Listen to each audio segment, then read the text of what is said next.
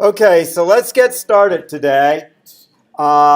Big announcement, of course, is remember there's a coding portion of the midterm, not midterm, final, tomorrow in lab. So you'll have the same setup as the previous two times, one-page crib sheet, front and back. You will have the entire lab to do it. And let's see, the paper, and it will cover essentially recursion and trees. So you'll notice that the practice exam, I believe for Dr. Plank, had one question involving pointer manipulation on cues or lists. I'm probably going to have a problem like that on the paper final, where you have to do a little bit of manipulation with a code fragment for lists. So for the final, you have to worry about that, but for the coding portion, you just need to worry about recursion and operations on trees, which is probably also going to involve recursion.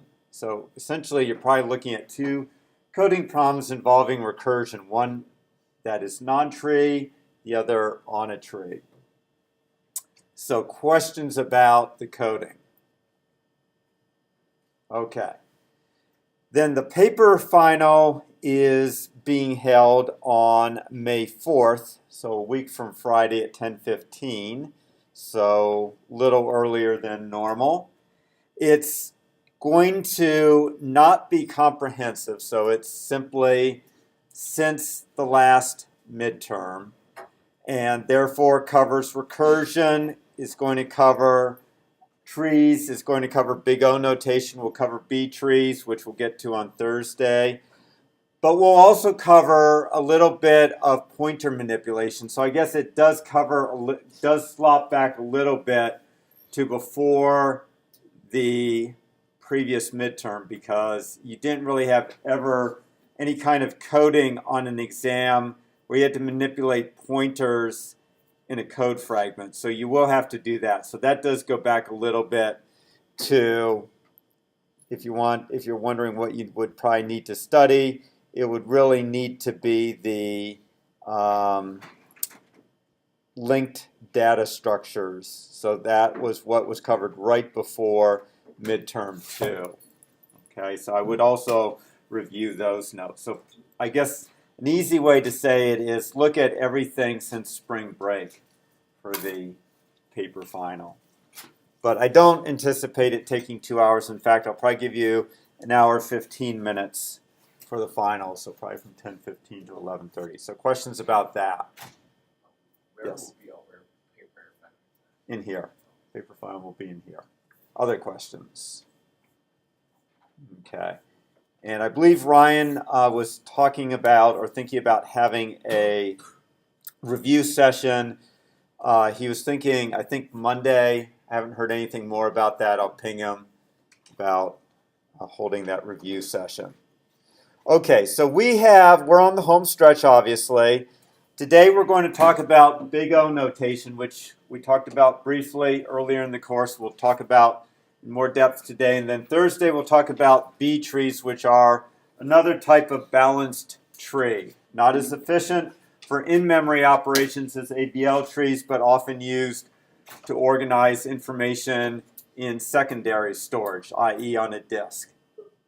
Before we do that, I do want, also one more announcement.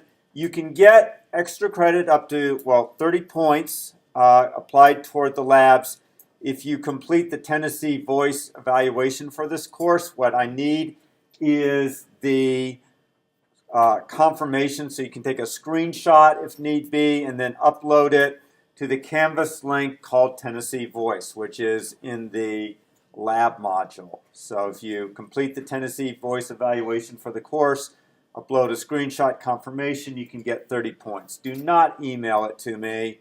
I just can't deal with it. I got enough other stuff going on at this point. So please upload it to the link. Okay, before we get to BigO notation, I did want to go over once again how recursion is implemented, because in office hours I've had a couple students come by and they've been confused still about how recursion is getting implemented. And I think also in talking with them, I can see why people are leaving their return statements off sometimes recursive calls, because they're not clear on how it's the return values are being handled. So let me show you a concrete example again. So let's go to the CS102 dev site. This isn't, don't worry, you're not doing a problem right now. I just want to show you one of the problems you did, which was the finding. So you did a recursive find.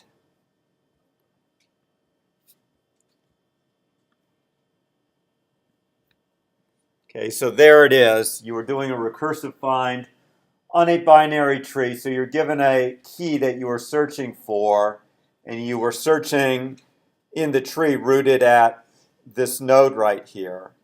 And the right way to do it is you check to see if you're at the sentinel, in which case you've stepped out of the tree and you can't find the key, so you return null. Another base case is that you have located the key, in which case you return the value associated with the node. And then the other two cases is that you're going to drop into either the left or the right subtree and recursively search them depending on whether the key would fall in the left or right subtree. And a number of you left your return statements off. So your functions were correct, except that they were missing the return statements. And the compiler went ahead and compiled it because it added, without you knowing it, it added a return null statement at the end of your function, which isn't what you wanted in this case, because that would suggest the key wasn't found. So let's just, that's for context. So let's think about how it gets implemented. So somewhere in main, there is a call to that find function. So effectively, there's a call. I'll just call it find rather than recursive find. And it passes essentially a key and the root. And that pushes onto the stack a new stack frame for find. And it has, so let's say that this is our tree.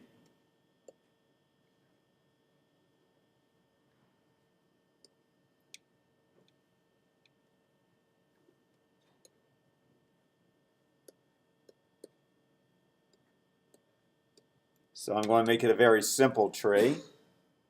And I'm going to say that the key I'm searching for is Z. And initially the root, I'm putting here M, because that's not the key M, it's a pointer to M. So pretend that circle is a pointer to M. So initially what we have in find is that the key is Z, and we have a pointer. So the key, I'm going to say, is a the node is a pointer to M. Okay, this is supposed to be node. So here's node pointing to M. So I examine it, and what am I going to end up doing with find?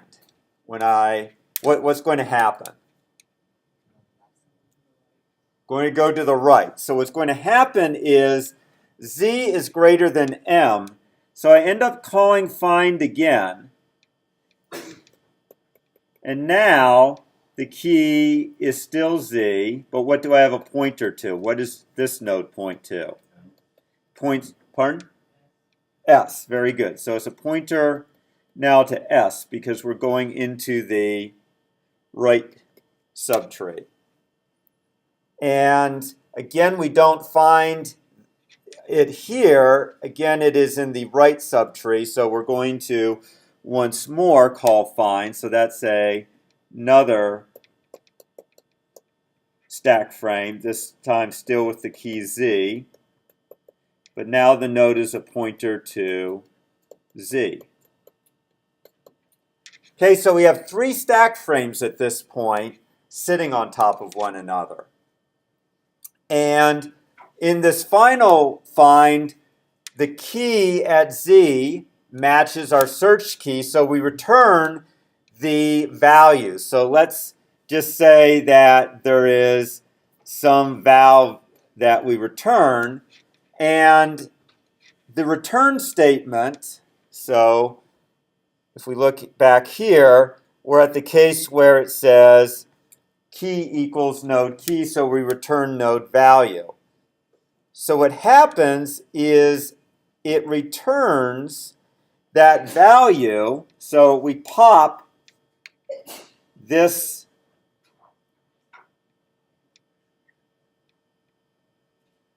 stack frame, and what gets passed back to it is, I'm going to call it zval. Okay, so that's what gets passed back. If you forget your return statement, so notice that what happens is we return to this statement right here. So in this particular find, this find right here, the statement we're returning to is the one I've highlighted. Return recursive find helper. Okay? So we'll do it as it is here. So it says return. So right now, this function returned zval.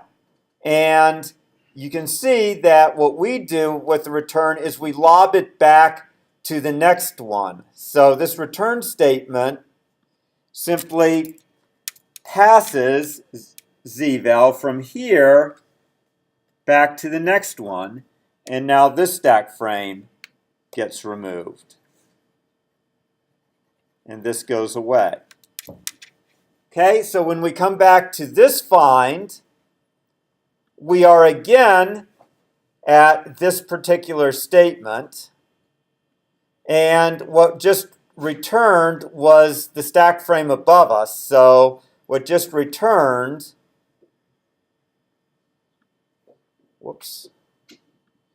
was this stack frame right here, and it returned zval. And now we, with this return statement, are going to lob zval back to main. And this stack frame, the final one in the recursion, goes away. So that's what's happening, is that we are putting stack frames onto the stack with each recursive call. Each recursive call gets its own stack frame and its own copy of the local variables and its own copy of a return value and its own copy of the arguments. Now, let's rewind this for a moment. Okay, first of all, any questions? Okay, let's rewind this for a moment.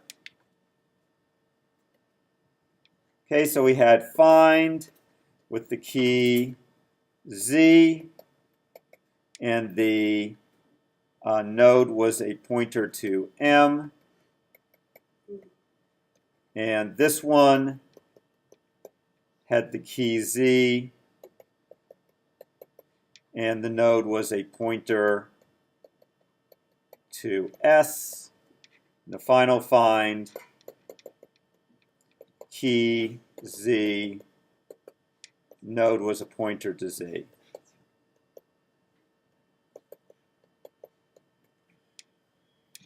Okay, and again, it lobbed zval back. So zval came back. And now what I'm going to do is say what happens if this return statement was not here. So let's say it's no longer here.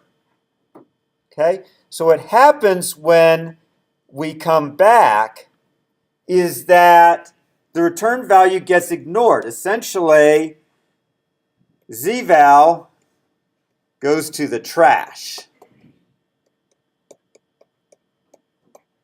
Okay, so no more zval, you just ignored the return value. So this one had returned. It came back to here, and it gave you zval, and you tossed it in the trash because you didn't have a return. So what happens is this find returns, and nothing comes back to this find. Well, something did come back. In fact, the compiler, as I said, it inserted a return null here because you threw away the return value. So in fact, something did come back, but got lobbed back to find was null, which is not what you want.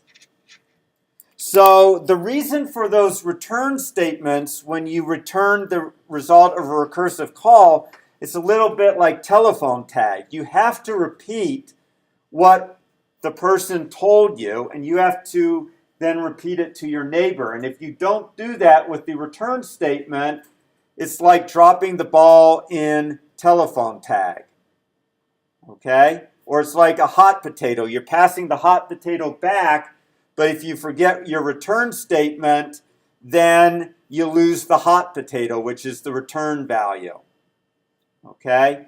So I think what a lot of you somehow think is that magically, when you say return a value from this bottommost find, that somehow it gets, the return result gets airmailed. So I'll write it, airmailed back to main. That doesn't happen.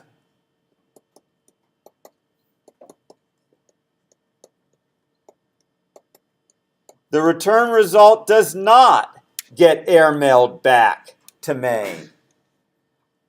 It does, the compiler does not erase all the intermediate stack frames. I think that's what some of you think is going on, is that those intermediate stack frames are magically disappearing, and the return value from this last find is getting airmailed back to main. That doesn't happen.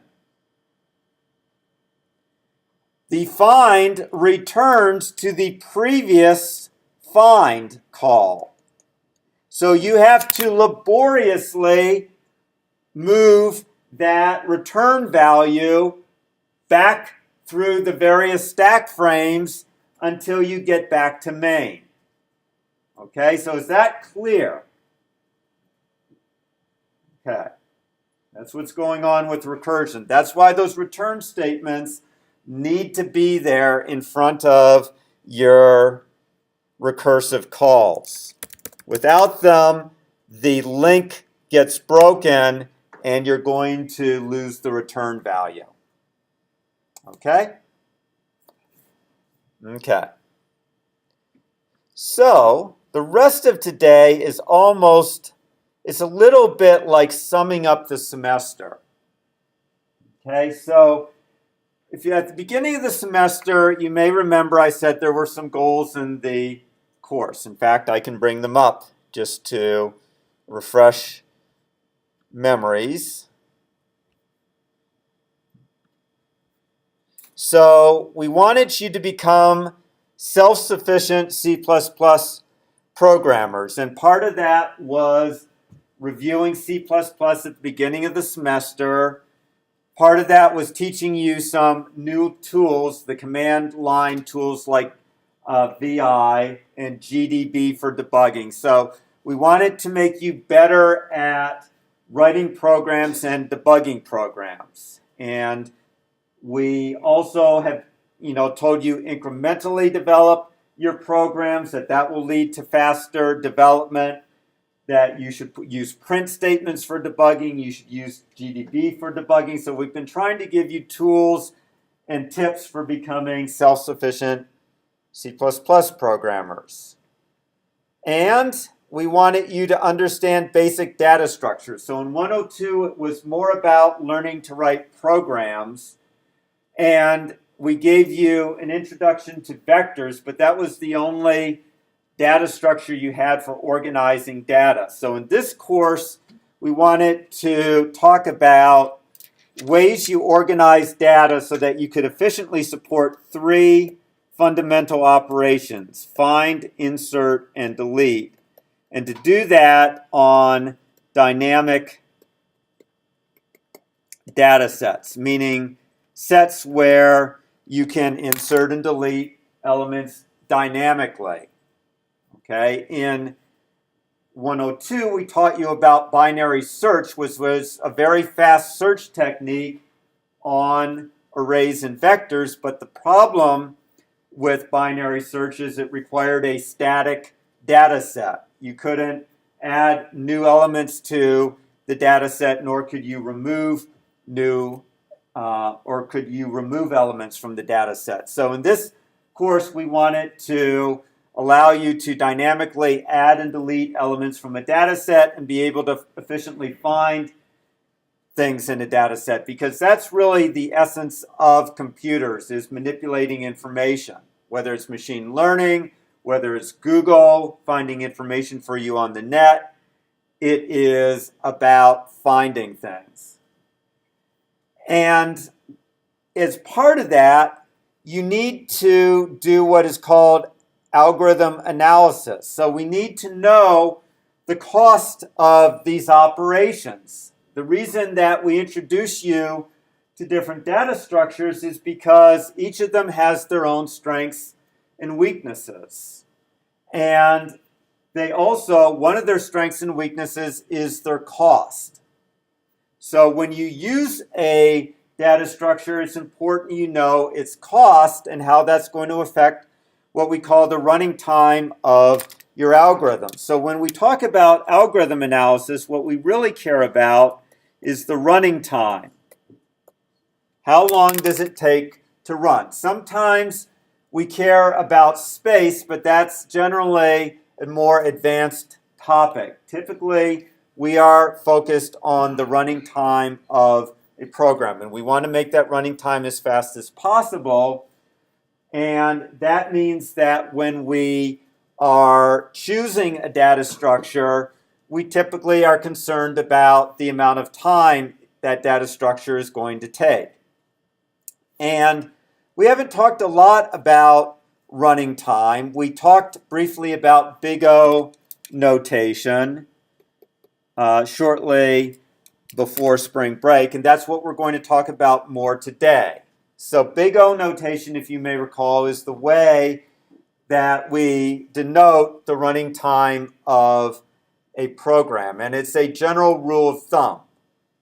Okay, if you remember, the BigO notation is the biggest term in the, I'll call it, time function for the program.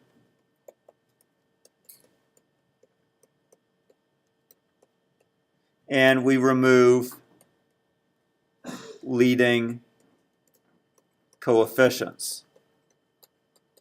So for example, if I give you the running time of a program as being 3n squared plus 8n plus a million, it doesn't matter about the million. We say that the running time of this program is what? Order n squared. Okay, so it's a rough rule of thumb for the running time of the program. Basically, as n approaches infinity, it is the asymptotic running time of the program. So another way to think of BigO informally is BigO equals asymptotic running time of a program as n approaches infinity, where n is the size of the input. Okay? And one thing we have kind of told you about thus far is the BigO running times of the find, insert, and delete operations. And we've also kind of given you a hand-wavy way of analyzing the running time of a program. Today, we're going to give you a little more formal guidance on how you compute this time function t of n down here. And also, I've given you some informal definitions of BigO, but today we're going to give you some more formal definitions of it. Now, the book has done, I think, a good job of giving you some practice with deriving BigO given the running time of a function, and it's also shown you how you calculate the running times of functions with nested loops. It has not given you the formal definition for BigO either. It also showed you some graphs, and I think that was helpful to see how quickly some graphs blow up on you, like for order n squared, order n cubed, order 2 to the n. Those are very fast-growing functions, whereas log n, linear time, those are very slowly growing functions, so much more to our liking. And finally, obviously, throughout the course, we forced you to become familiar with using command line tools like Unix, VI, the shell for Unix, GDB. Okay, so we gave you, well, let's see how to start. I guess where to start is how do you actually calculate t of n, where t of n is the running time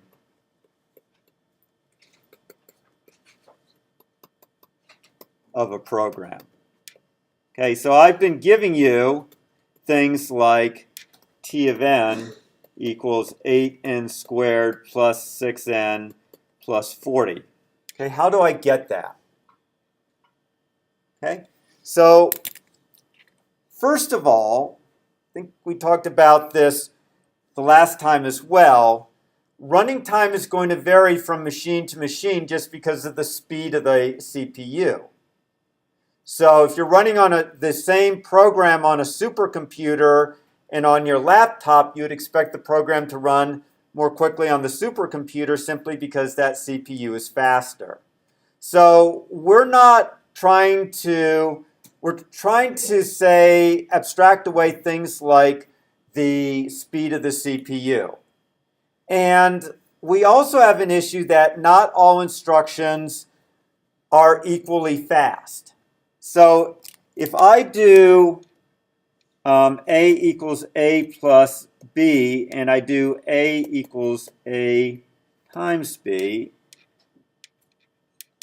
and I do A equals A times 5.21,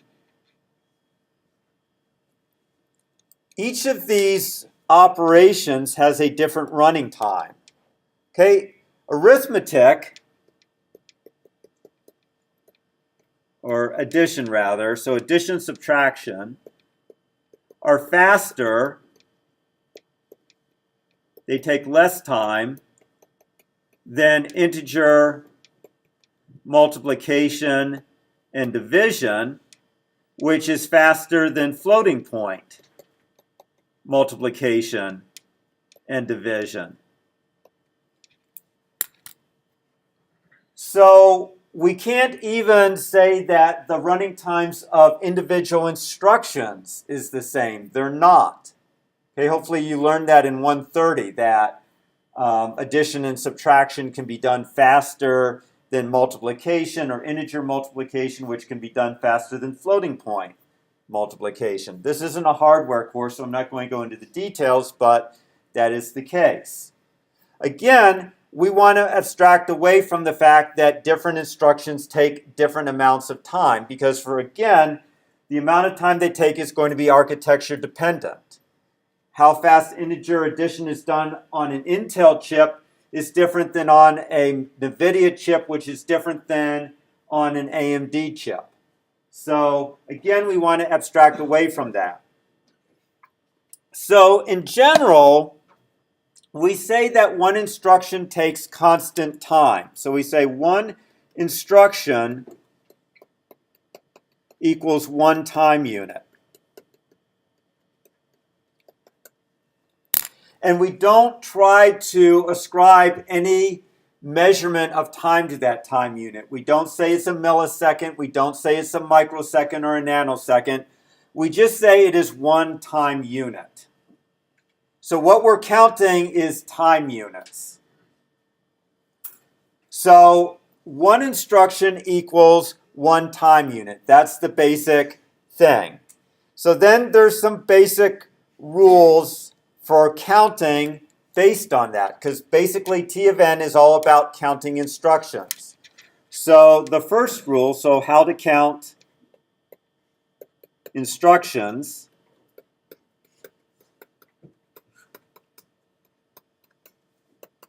Okay, so the easiest case is sequential instructions.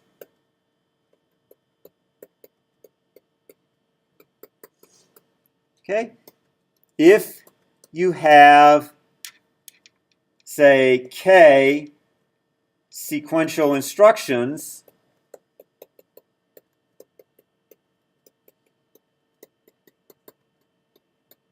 that is k time units, because each instruction is one time unit. And we count even reads and writes as a single instruction. Even though there's a lot of stuff going on under the covers, we count it as a single time unit. Okay? And even something like A equals A times B plus C minus X plus 3 times A plus B, we still just tend to count that as one time unit. I know that's not really accurate, but for simplicity's sake, we count it as one time unit, because it's not really going to matter in the scheme of things, because if you remember, coefficients go away. Okay, we just call them a order 1 if it's a constant. So in general, that's k time units, and we're kind of sloppy in our counting. The next thing is if then else, because only one of the if or else gets executed.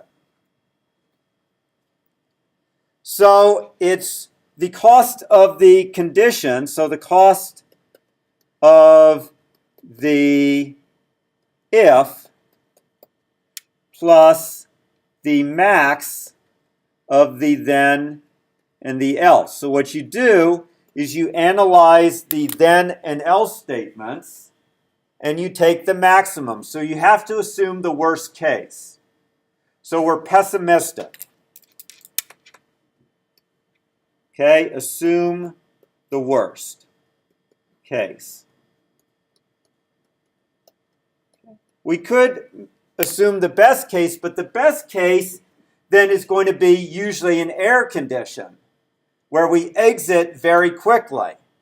Okay, so if then else, we always execute the if part, the condition check, and then we add to it the maximum of the then and the else.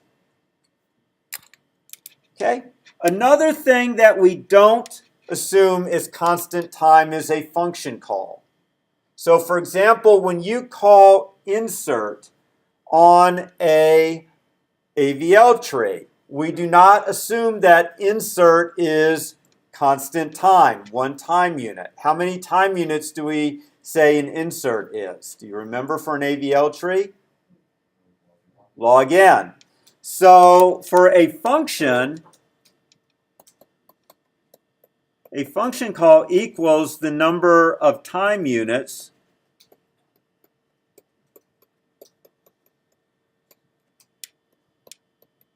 required by the function. So a insert into an AVL tree, that function call takes log n time units.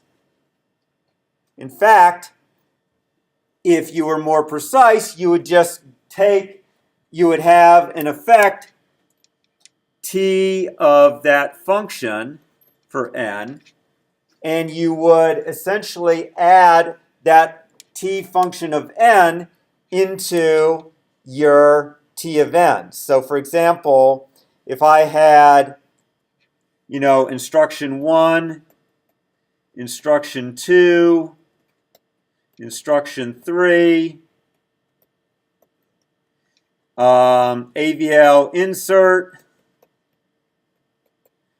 AVL find, and let's say that the AVL insert, its real running time was 3 log n plus 8, and the real running time for the find was log n plus 2. Then we'd say that the time for this function was t of n equals, these are 3 instructions, so 3, plus the running time for insert, which is 3 log n plus 8, plus the running time for the find, which is log n plus 2. So summing that all up, 3 plus 8 and 2 is 13, and there are 4 log n's. So we'd say that the running time of our function was 13 plus 4 log n.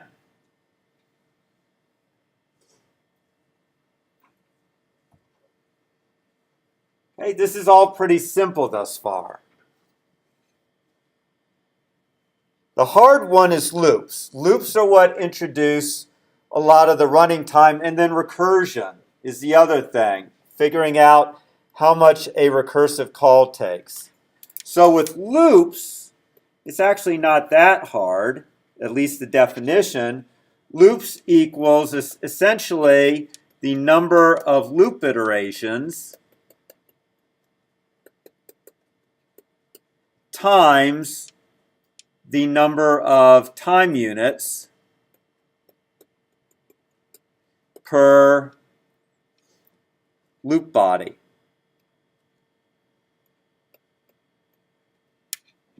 Okay, but you also kind of have to include in there the cost of the conditional check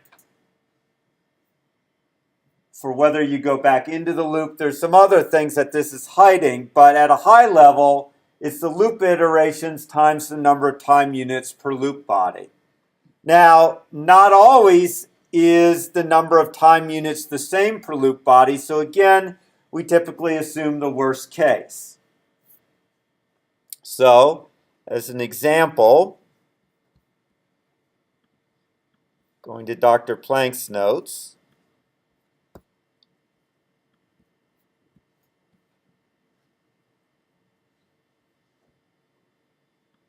okay, here's a loop. How many instructions are in the loop? 4. So we tend to say the loop body takes 4 time units.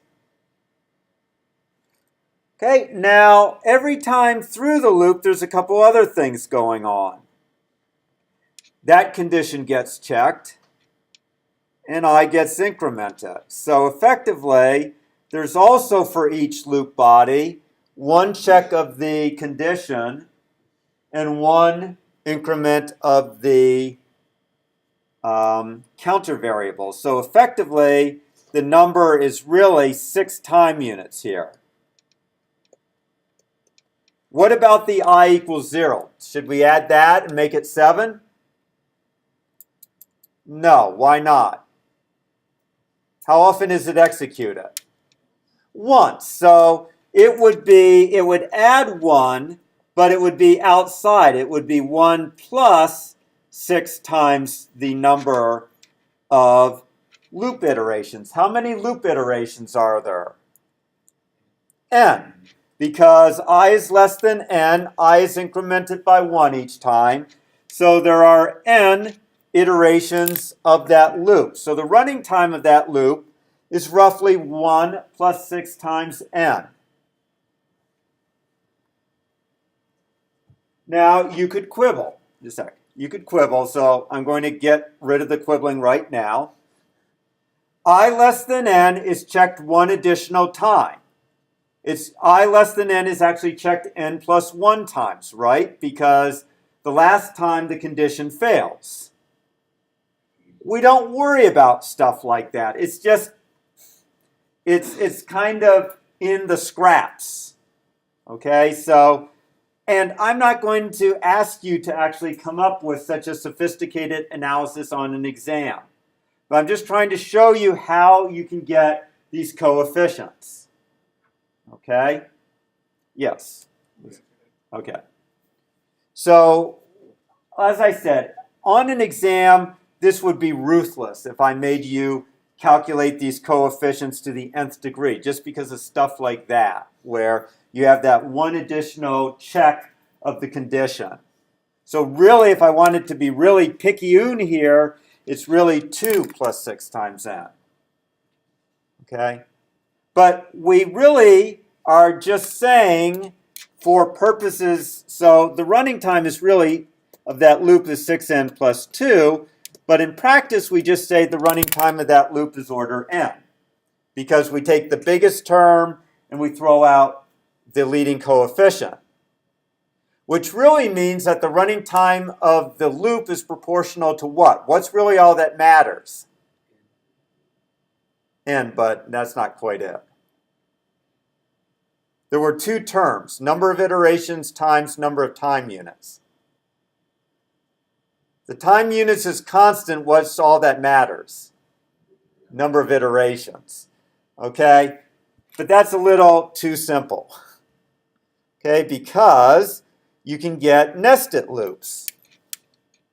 Oops, those are a little more complicated. Okay? The simplest ones would be for k equals 0, yeah, k less than n, never mind, I can take this out. So what do we do when we're confronted with nested loops? The answer is, so what to do about nested loops?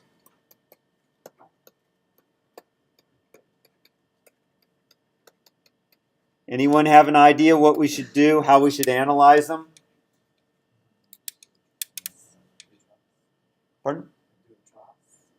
We do it twice. Very good. So we're going to have to do two analyses, one of this one and one of this one. And we do it, what I would say, inside out. So analyze them inside out, meaning analyze the most deeply nested one first. And the reason we do that is that the running time, or the number of units in this outer loop right here, depends on the number of time units in that inner loop. So we need to kind of go inside out. Okay? So for the inner loop, you already, believe it or not, calculated it, because it's the same loop as this one. So we actually already know that this inner loop, very technically, we know that its running time is 6n plus 2, or thereabouts. Okay, so that's the number of time units. This right here equals time units per loop for the outer loop. So for the outer loop, its loop body executes 6n plus 2 time units each time. And how many time units are in the outer loop?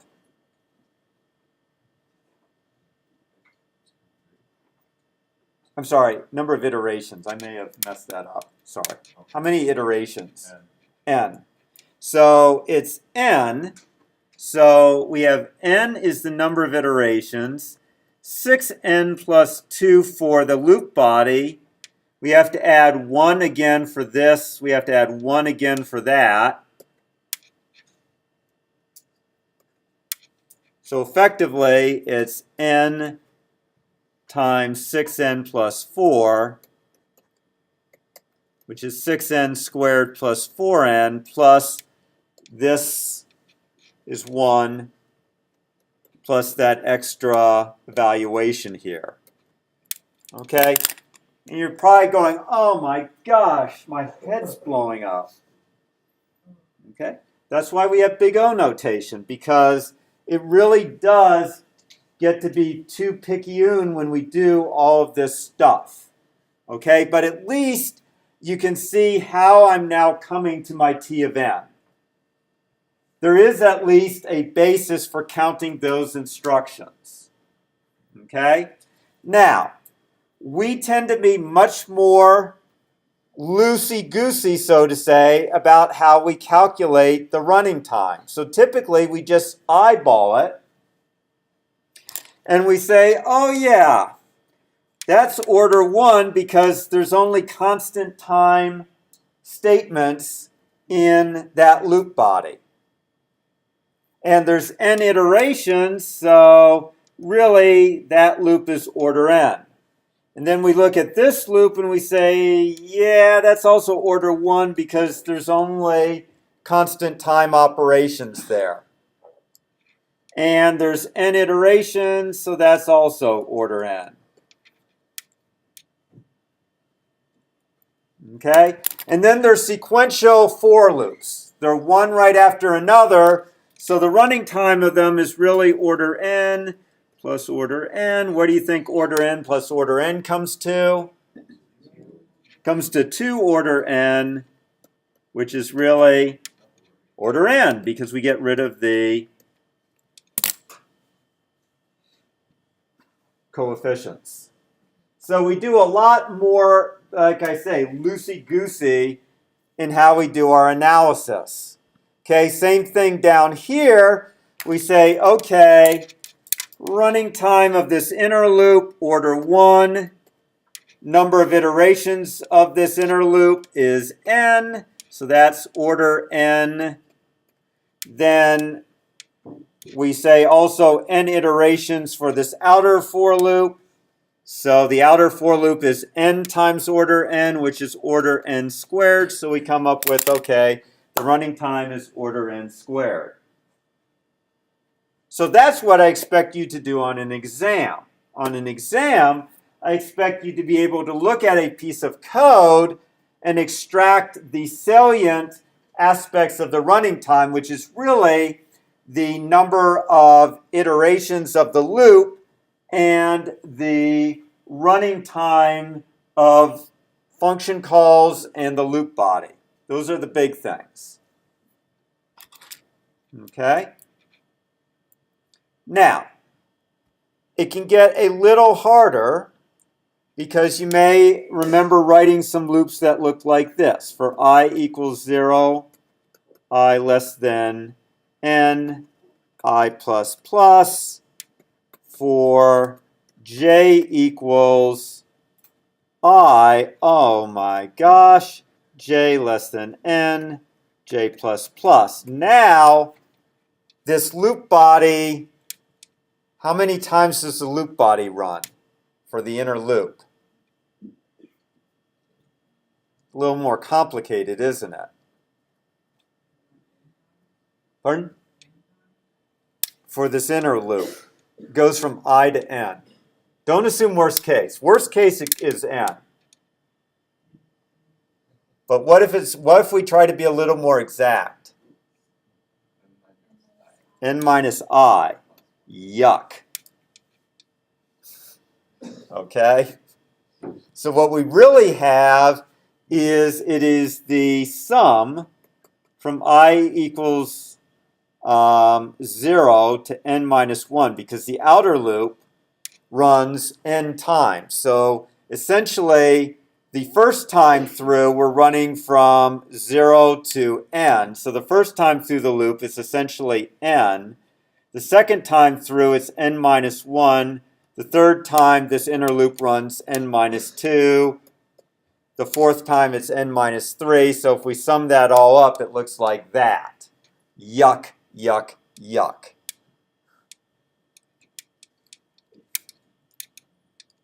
Any mathematicians in here remember what that sequence is? You've actually seen that summation done. Remember this trick? So you have one,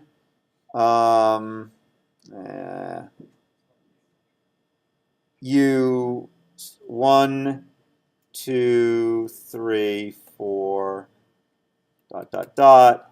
up to n. And what you start doing, you pair 1 and n minus 1 and 2, 3 and n minus 2. Remember that trick? Ever seen that trick? Every one of those sums is the same, right? There's n plus 1. How many of them are there? N divided by 2. So it turns out that this sum right here is equal to n divided by 2 times n plus 1, which is, for all intents and purposes, for big O,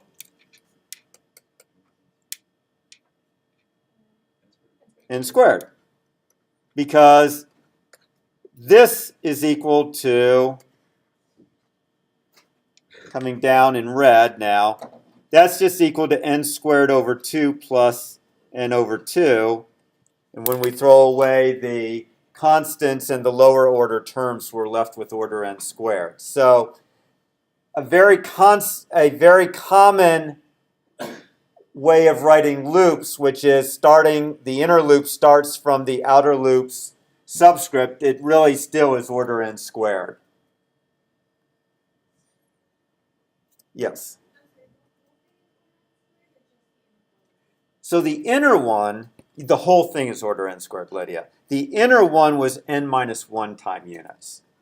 Okay, so the inner one, this inner for loop right here, that was n minus I time units because it went from j equals I up to n. Okay, so then what I was saying is that's a little harder to count, right? Because what you're doing is you have to sum up terms that look like that. And then there's a trick. Was it Gauss who figured out the trick? Someone figured out the trick, probably before Gauss even, how you sum that sequence. Okay. All I was trying to do, though, is show you it still turns out, after everything is said and done and the dust is settled, it's still order n squared. Okay. So the other important thing is that when you have your input each time, so here's an example, it's not quite halving, but instead it's doubling its way up to n. When you double something every time to get up to n, or conversely, starting at n, you halve it each time, and you all are familiar with halving it each time, that's log 2. And so it's log 2n because we're halving it every time, but we always just write log n because the 2 is assumed. In computer science, we just assume that it's 2. Okay. So the book gave you examples of constant time operations, log n operations, linear time. We've tried to talk about them too. Remember we said in a hash table, we said that those operations tend to be order 1, which meant constant time. In the trees, we said that in general, their operations tend to be log n time. Linear search, which I've beaten on some of you this semester for trying to use it when you have a hash table or a tree. Linear search is order n because you have to do a search of the entire vector or list. When you processed your PGM files earlier in the labs, so in your early labs you processed those PGM files, that was really order m times n, where m equals rows and n equals columns. Okay, because one loop went through the rows, and there were m rows, and the inner loop went through the columns, and there's n columns, so it was m times n. Notice I can't say m squared or I can't say n squared because in general, for a PGM file, I don't know which factor is larger. In some PGM files that are very, I guess, high but narrow, the number of rows is greater. Then there's ones that are more landscape-ish, and the number of columns is greater. So sometimes you don't know which is bigger, so you have to include both terms. Okay, so here, include both terms if you don't know which one is bigger.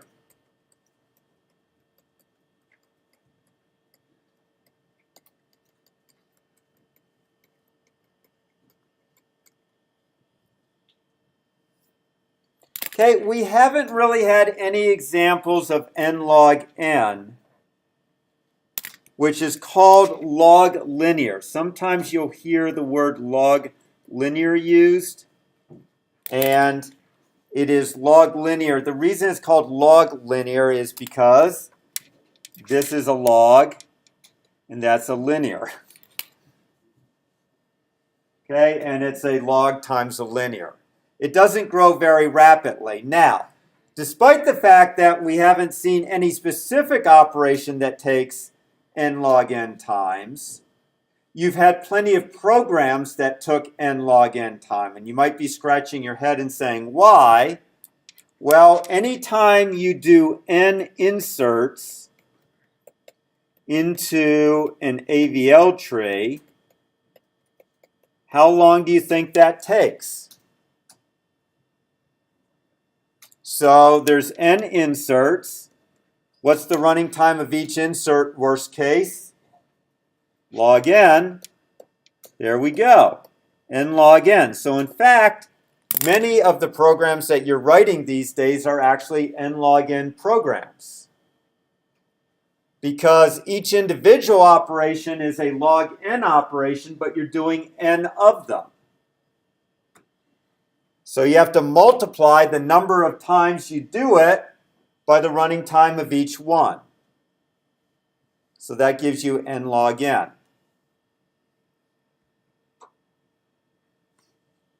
Okay, so you should be able to look at a piece of code like this for the exam and tell me its running time.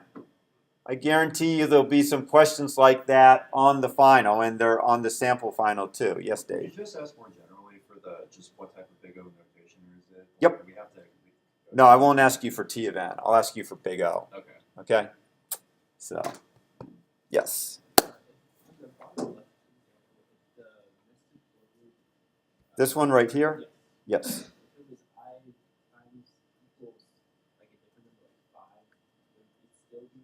It would be log 5 rather than log 2. So if it was I times equals 5, it would be log 5.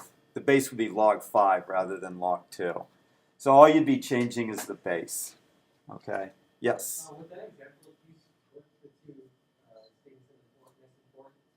Wait, pardon? Would that be the same BigO? Right here? Yeah. Yes. So in general, so Dr. Planck, was it Dr. Planck who did it? It turns out that it doesn't matter. All logs differ by a constant factor from each other. Okay? So we would still say it was, we always leave the base off of the log. Okay? In his notes, I think he actually says why.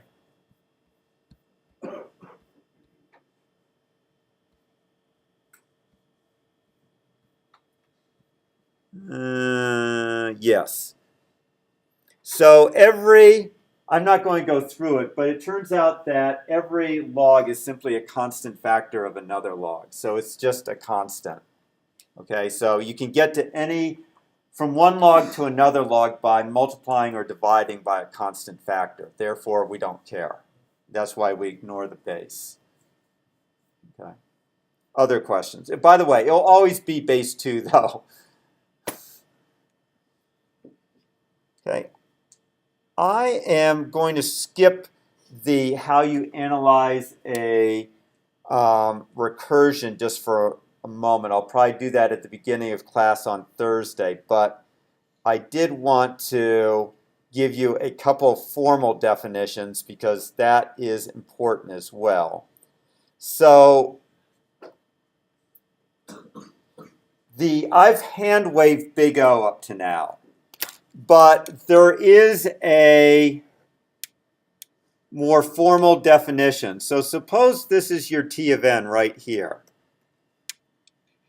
What BigO is in essence saying is that at some point I have, as n approaches infinity, I am bigger than you. And specifically, I can always find a point x0 such that my function is greater than t of n. So this is the formal definition of BigO right here. It says that t of n is bigger, big O f of n, if you can find some constant c and some x0 such that for all x,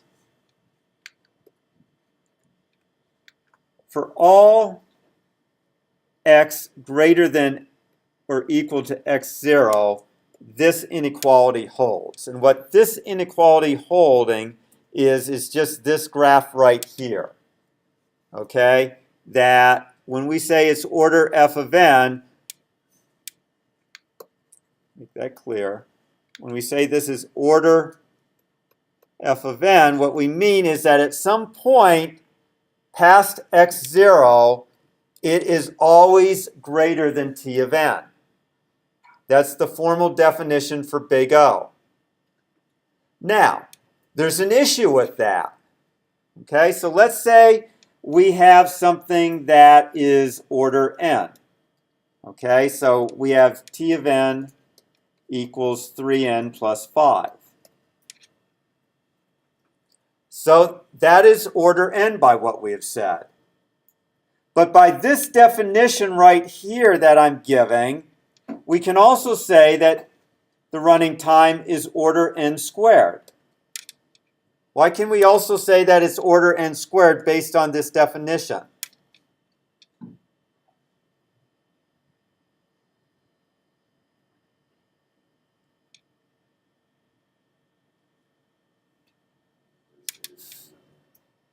N squared at some point also is always going to be greater than it.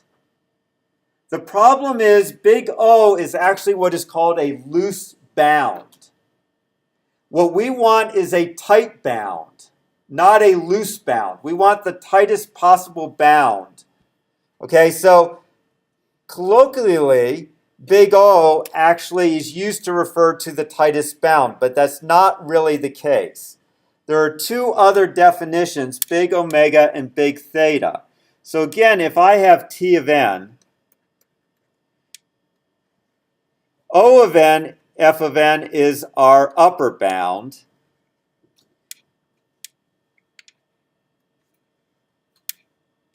Omega of g of n is a lower bound, meaning that for some x0, it is always less than t of n. So it's a lower bound. So really, BigO is a upper bound.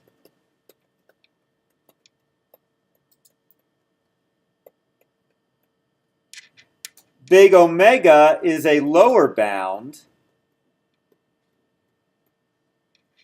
And what we want is Goldilocks, which is a tight bound. That is big theta with a slash through it. So what we're really after is what is big theta f of n. We want big theta f of n, which is essentially both what we're looking for essentially is a way to say that t of n is less than some constant c2 times f of n, but is greater than some constant c1 f of n.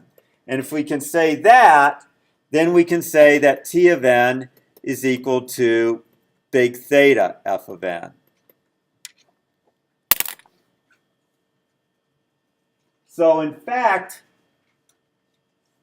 when we talk about big O, what most people are actually talking about is big theta.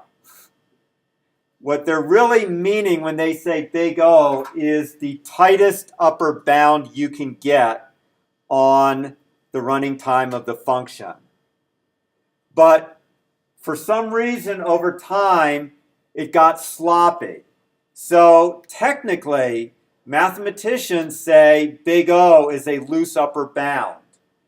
But computer scientists have become lazy, and when we say big O, what we typically are really referring to is big theta, meaning as computer scientists, when we say the running time of insert in AVL is order log n, we're really asserting that it is both the worst and best case running time, that it is big theta. Okay, so I just want you to be aware of that technically big O is an upper bound, big omega is a lower bound, and theta is the tightest upper bound. Okay, so big O is technically a loose upper bound, and technically theta is a tight upper bound. Is that clear?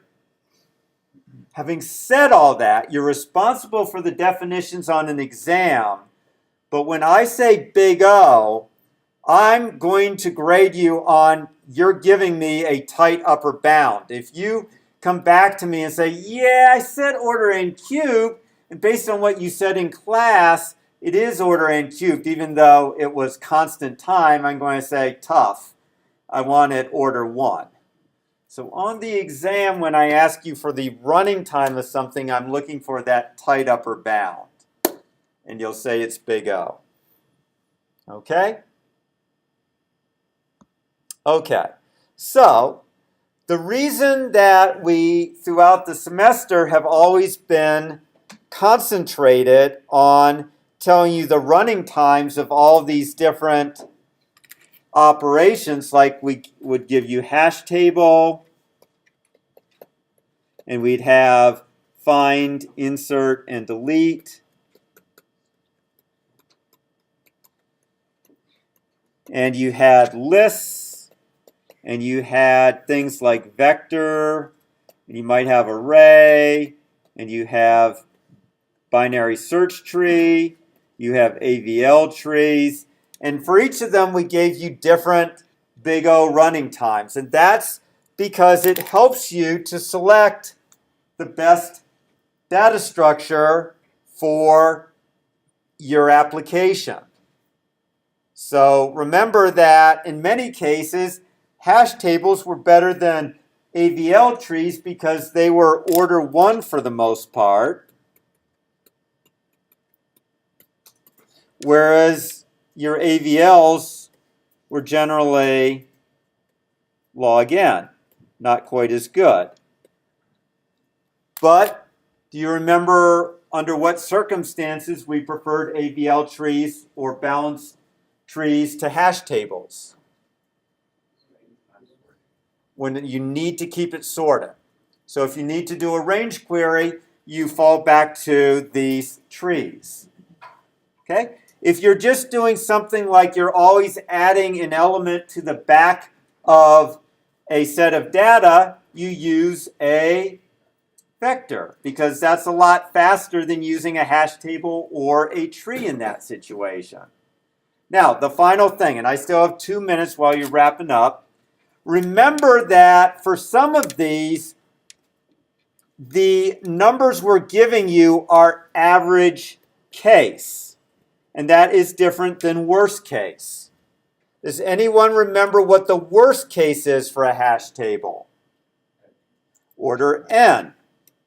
What is the worst case for a binary search tree? Also order n. If you give me data in sorted order for a binary search tree, it will look like a linear list.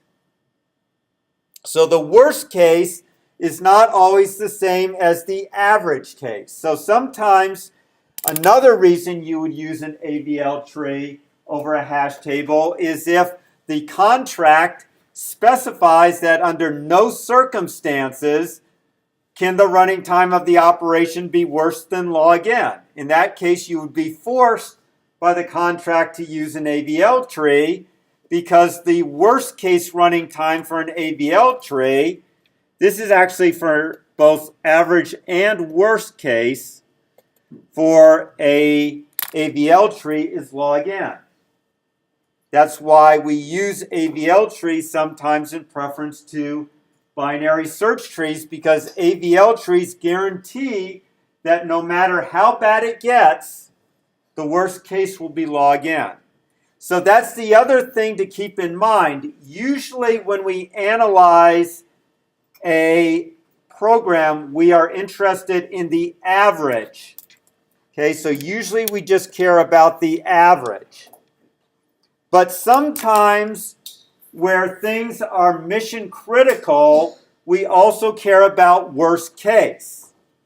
Okay, so perhaps NASA says, you know, it doesn't matter if in the average case this program takes 5 seconds to run, it always has to run in less than 10 seconds.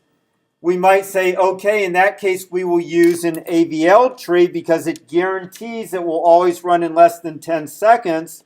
Whereas it might be that with a hash table, there is one situation where over the Indian Ocean, it takes 10 minutes to figure out whether the astronauts should bail out or not. And by that time, the space shuttle is in the ocean.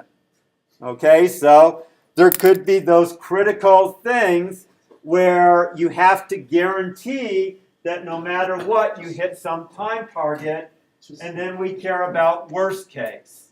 But normally, we care about average case. Okay, so there you have it. One more lecture on Thursday. We will be talking about B trees and also how you can find the running time of a recursive algorithm. Don't miss lab tomorrow.